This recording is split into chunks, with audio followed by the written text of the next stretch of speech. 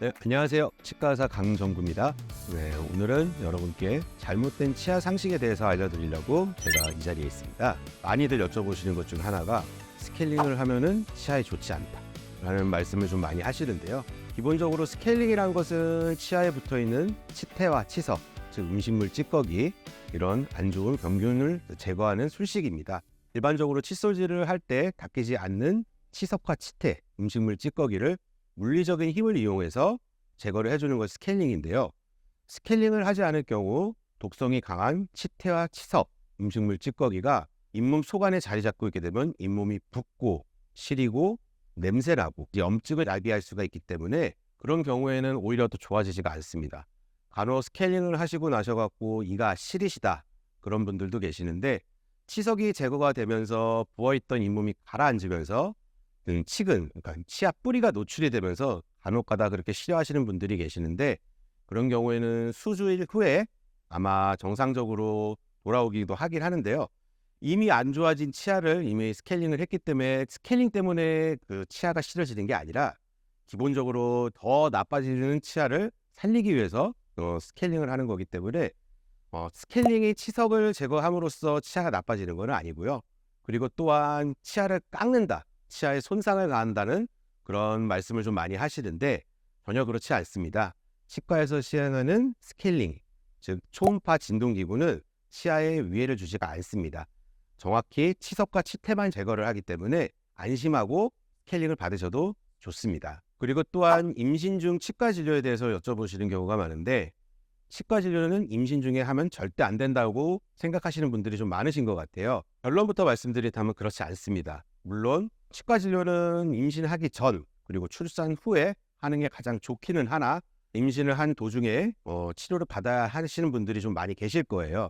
그럴 경우에는 임신을 1기, 2기, 3기로 이렇게 나누었을 때 임신을 했을 때부터 2개월 그리고 중간기간 그리고 출산하기 8개월부터 10개월 이렇게 나눈다고 하면 중간에 있는 임신 한 3개월부터 7개월까지는 받으셔도 무방합니다.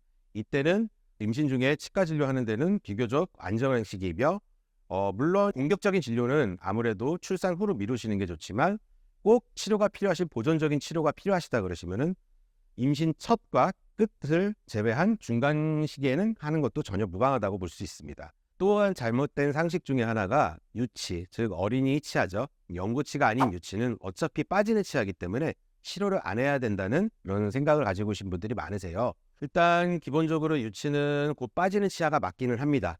하지만 유치는 한번 충치가 생기면은 성인들의 치아, 즉 영구치보다 충치 진행 속도가 엄청 빠릅니다.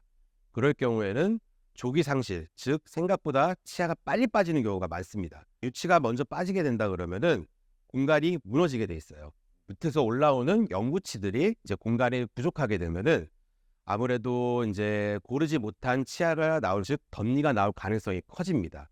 또한 밑에서 나오는 영구치에 안 좋은 영향을 끼칠 수 있기 때문에 유치도 꼭 치료가 필요합니다. 또 다른 잘못된 상식 중에 하나는 칫솔질 할 때 소금을 쓰면은 잇몸과 치아 구강이 좋다라는 말이 있는데요. 일단은 소금 같은 경우에는 굉장히 딱딱하고 거칠고 입자가 큽니다.